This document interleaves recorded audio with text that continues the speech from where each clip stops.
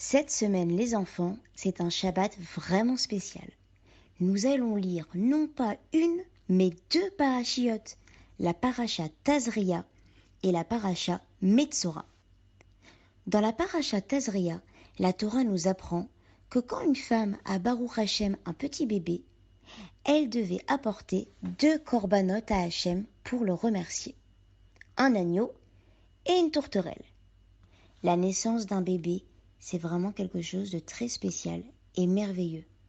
Au début, les enfants, notre Neshama, notre âme, est près d'Hachem, dans le ciel.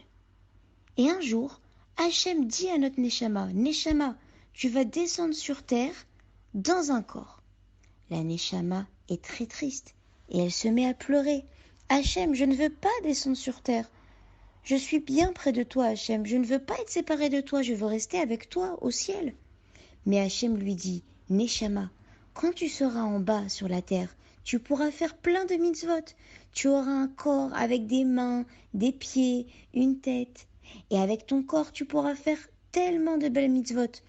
Avec ta main, tu pourras mettre la tzedaka, les téphilines, allumer les nérodes de Shabbat, embrasser la mezouza.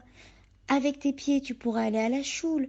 Avec ta bouche, tu pourras manger kasher, faire la tefila. Et avec tes yeux, tu pourras lire la Torah. Alors, la Neshama descend sur terre. Mais avant de descendre, le malach, Laïla, demande « Comment sera cet enfant ?» Hachem décide alors si il sera un garçon ou une fille, s'il sera grand ou petit, s'il sera pauvre ou riche, et avec qui il se mariera. Mais il y a une chose qu'Hachem ne décide pas, c'est si l'enfant sera un tzaddik ou chas v'shalom, le contraire. Ça, c'est nous qui décidons. C'est nous qui décidons quel chemin nous prendrons dans la vie, le chemin de Torah et mitzvot Bezrat Hachem. Si un bébé est un garçon, on devra lui faire la Brit Mila à 8 jours, Mazel Tov. Dans la paracha, la Torah nous parle aussi de la tsaraat. À l'époque du Beth Amikdash, quand un juif faisait chas v'shalom du lashon hara sur un autre juif, ça veut dire qu'il disait du mal sur un autre juif, Hachem lui envoyait la tsaraat. La tsaraat, c'était des taches blanches, très particulières. La tsaraat pouvait apparaître sur les murs d'une maison, sur les vêtements ou sur la peau. Si un juif découvrait des taches blanches, il devait les montrer au Kohen. Seul le Kohen pouvait savoir si ces taches étaient de la tsaraat ou pas. Si la tsaraat se trouvait sur les murs, il fallait casser le mur de la maison. Si la tsaraat se trouvait sur des vêtements, il fallait brûler ces vêtements. Et si la tsaraat se trouvait sur la peau, le Metzora, celui qui avait la tsaraat, devait sortir du Mishkan, devait sortir des 3 camps des Lévis et des Bnei Israël. Et le Metzora, qui avait la tsaraat, restait tout seul pendant 7 jours. Il réfléchissait, il faisait teshuva, il décidait d'être un meilleur juif et de ne plus dire de la shonara et de faire plus Havat Israël. Au bout de 7 jours, le Kohen venait voir sa tsaraat.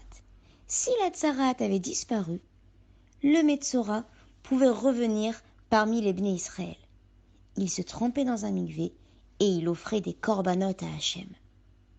Parfois, il arrivait qu'un juif trouve de la tsaraat, des taches de tsaraat, sur les murs de sa maison alors qu'il n'avait rien fait.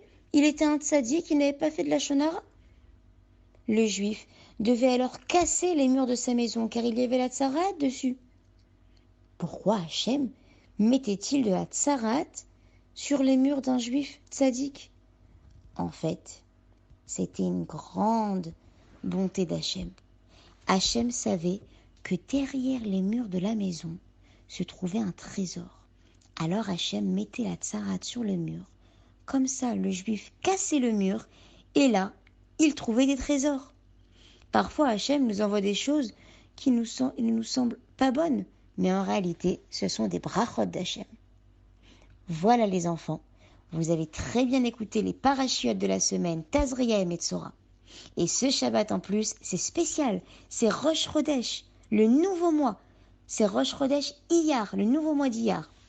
Regarde bien dans le ciel, tu verras la lune qui réapparaît. Je vous souhaite Shabbat Shalom et Chodesh Tov, un bon mois. N'oubliez pas les petites filles d'allumer votre propre bougie de Shabbat. L'allumage des Nerot de Shabbat sera à 20h20 à Lyon et à 20h37 à Paris. Shabbat Shalom.